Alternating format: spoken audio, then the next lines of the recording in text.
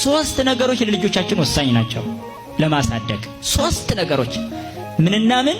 አራያ ከመሆናችን ባሻገር የመጀመሪያው ፍቅር ያስፈልጋቸዋል። ልጆቻችሁን ትወዳላችሁ ብዬ ብጠይቃችሁ አዎ ነው የምትሉኝ። አትወዱም። ውሸት ነው። አትወዷቸውም።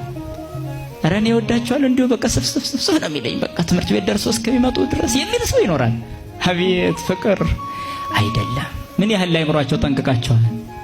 ልብስ መግዛት፣ ምግብ መቀያየር፣ እንዲሁ ጫማ ምናምን፣ ይሄን ነው ፍቅር የምትሉት? አይደለም። ለነፍሳቸው ታስባላችሁ።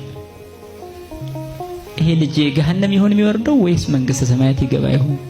አምላኬ ከኔ የተወለደው ልጅ አንተን አገልግሎ የሚድን ነው ወይስ ዓለማዊ ሆኖ ይጠፋብኝ ይሆን?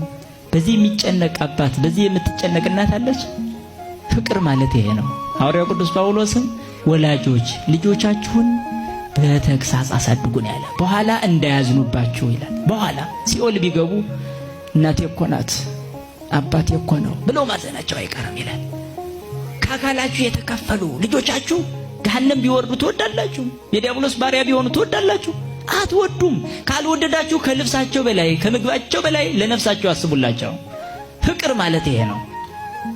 ለልጁ ዘላለማዊ ሕይወት ማሰብ ነው ፍቅር ማለት። ስለዚህ የመጀመሪያው ፍቅር ነው። እናትና አባት መፋቀር ለልጁ ይጠቅማል። እናትና አባት ልጃቸውን መውደድ ለልጁ ይጠቅማል። ስለዚህ ልጁን የሚጠቅሙት በነፍሳዊ በኩል መውደድ ሲጀምሩ ነው። ይህማ ግዴታ ነው። ስለሚያስጨንቃችሁም ታደርጉታላችሁ። ይጮሃልማ አምጡ እያለ ያለቅሳል። እንዳያለቅስ ስትሉ ብቻ ሻንጣ መግዛት፣ እንዳያለቅስ ስትሉ ልደት ማክበር፣ ልደት እያላችሁ ስንት ወጪ ታወጣላችሁ። ለነፍሱ ግን አንድ ነገር እንኳን አትገዙለትም። መጽሐፍ ቅዱስ ገዝታችሁ እንኳን እስኪ እንከየው ያንተ ነው ብላችሁ ሰጣችኋል? የለም። ብዙዎቻችን ከዚህ ነፃ ነን። ስለዚህ በቤተ ክርስቲያናችን ልጅ ማሳደግ የመጀመሪያው ፍቅርን አራያነቱ ባሻገር ፍቅርን ማሳየት ለልጁ። ሁለተኛው ምክር ነው። በጣም ሁሌ ህፃናትም ቢሆኑ እንኳን መምከር። በልጅነታችን የምንሰማው እስከ ትልቅነታችን ያገለግላል። ይገርማቸዋል።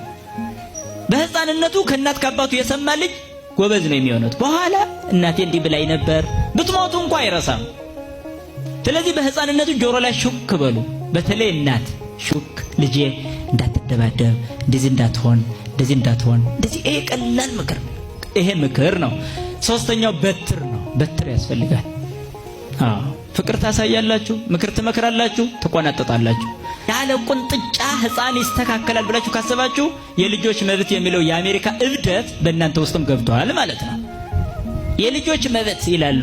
ልጅ አሁን እሳት ቢነካ ዝም ልትሉ ነው? መብቱ ነው ብላችሁ ሩጣችሁ አይደል እንደምትይዙት? ለምን መብቱ አይደለ? ተውት እስኪ ይንካ።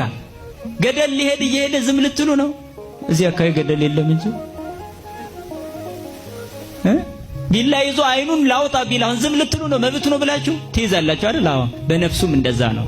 የልጆች መብት ማለት እኮ አንተ ቤተ ክርስቲያን ስትሄድ አብሮህ እንዳይመጣ መከልከያ እኮ ነው። ለጸሎት ስትቆም አብሮህ እንዳይቆም መከልከያ፣ ስትጾም እንዳይጾም መከልከያ እኮ ነው። ለምን? መብቴ ነው አልጾምም ማለት ይችላል።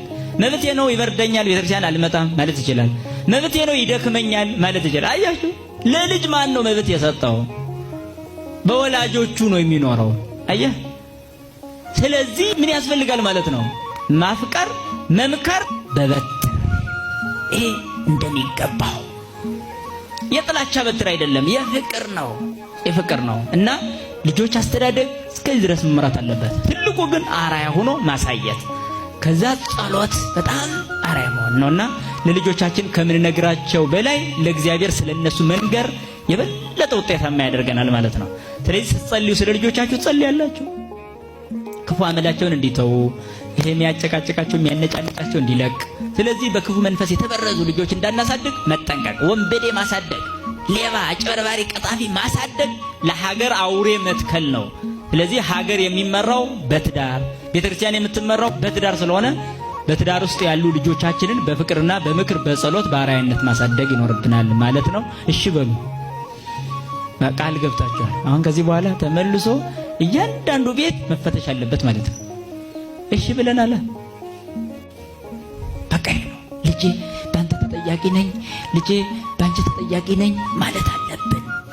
ይሄ ነው። ስለዚህ ኦርቶዶክሳዊ ትዳር እርስ በርስ ባለ ፍቅርና በልጆቻችን ላይ ያለ የምንሰራው ትልቅ ትኩረት ነው ማለት ነው። መምህራችን ይጨምር።